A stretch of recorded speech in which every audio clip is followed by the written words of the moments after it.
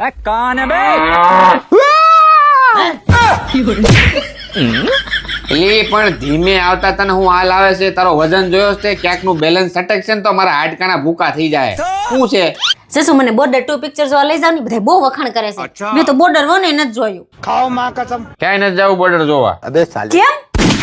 હું કેમ? તારા હોગા આપણા ઘરમાં રોજ બોર્ડર પિક્ચર જેવો જ માહોલ હોય.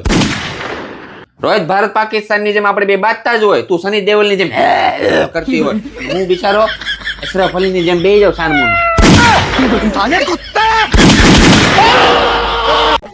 ઓલા સની દેવલ ને તો બે બાજુ 2.5 કિલો ના જ છે, તારે તો 5 કિલો નો છે. એક કોક ને પડ્યો હોય ને તો માણા